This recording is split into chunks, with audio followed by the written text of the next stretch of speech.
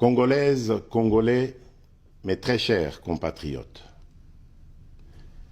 je m'adresse solennellement à vous en ce jour dans un contexte exceptionnel en rapport avec la situation sécuritaire que connaît notre pays dans sa partie orientale. Ce contexte d'agression et d'occupation des territoires dans le Nord Kivu est perpétré par le groupe terroriste dit du M23 avec l'appui avéré en hommes et en logistique du Rwanda.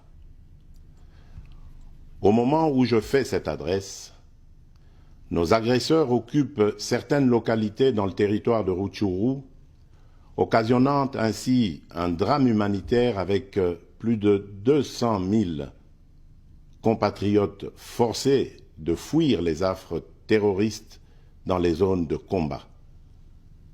Ils se retrouvent en dehors de chez eux, sans logis, sans nourriture et sans soins. Des instructions précises ont été données au gouvernement pour leur rassemblement et leur prise en charge.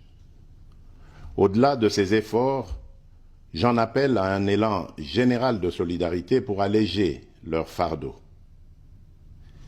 Certes, cette situation n'est pas nouvelle.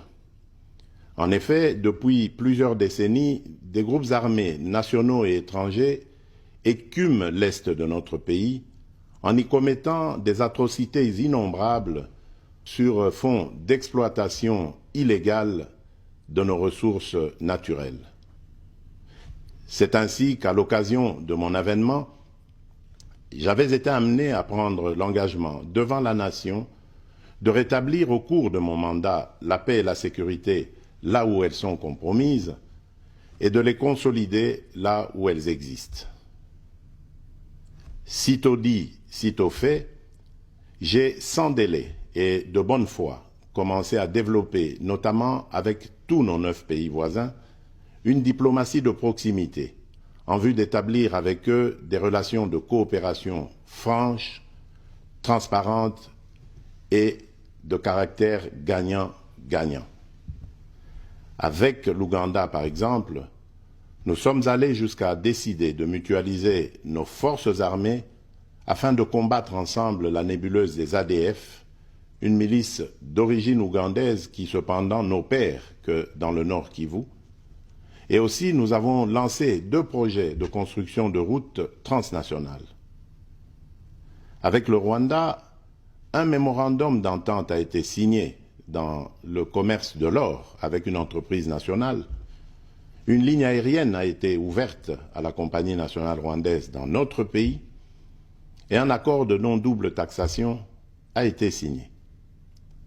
Malgré cela, ce pays va nous surprendre en réactivant les terroristes du M23.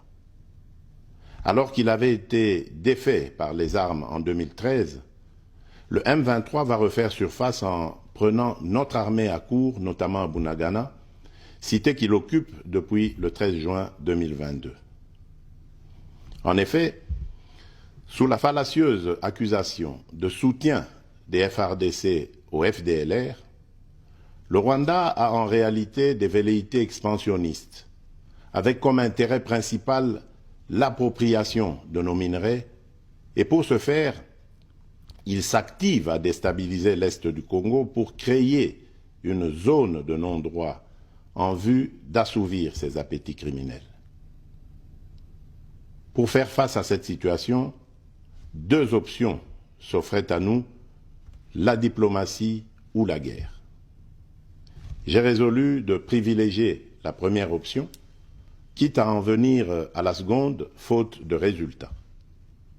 L'option diplomatique a donc été mise en œuvre.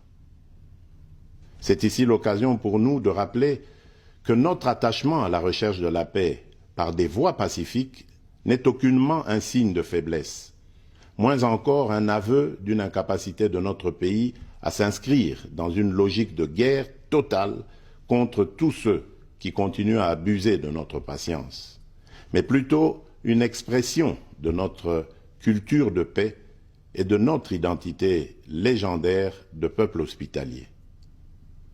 C'est ainsi que dès le 20 juin 2022, j'ai pris part aux travaux du 3e conclave des chefs d'État membres de la Communauté d'Afrique de l'Est à Nairobi, au Kenya, qui avait comme agenda l'examen de la situation sécuritaire dans l'Est de notre pays.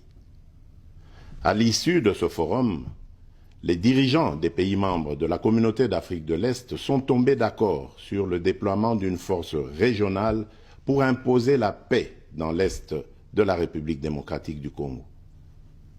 Le sommet a appelé à une cessation immédiate de toutes les hostilités à l'Est de notre pays et a demandé à tous les groupes armés, tant étrangers que locaux, à déposer les armes immédiatement et sans condition et à s'engager dans le processus politique. Le 6 juillet 2022, j'ai accepté de rencontrer à nouveau le président du Rwanda, cette fois à Luanda, sous l'égide du président João Lourenço, sous couvert de la Conférence internationale des régions des Grands Lacs africains, la CIRGL. Il en est sorti une feuille de route qui stipule entre autres objectifs normaliser les relations politiques et diplomatiques entre la République démocratique du Congo et le Rwanda. Et pour y parvenir, la première action retenue, arrêt des hostilités et retrait du M23 des positions occupées conformément au communiqué final de Nairobi. Une fois de plus, aucune avancée sur le terrain de la paix attendue par notre population n'a été observée. La dernière activité diplomatique en date a été la rencontre avec le président Paul Kagame autour du président français Emmanuel Macron et à l'initiative de ce dernier, en marge de l'Assemblée générale des Nations unies à New York.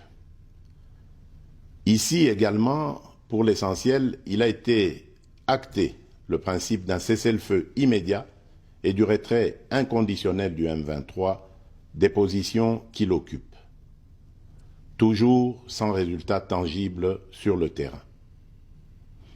Mes chers compatriotes, comme vous pouvez le constater, malgré notre investissement et les efforts fournis dans cette optique, la paix et la sécurité ne sont pas au rendez-vous.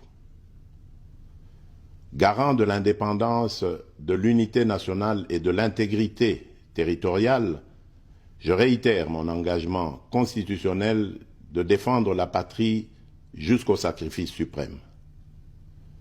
Mes très chers compatriotes, ne doutons jamais qu'ensemble réfléchis et engagés, nous puissions changer le monde.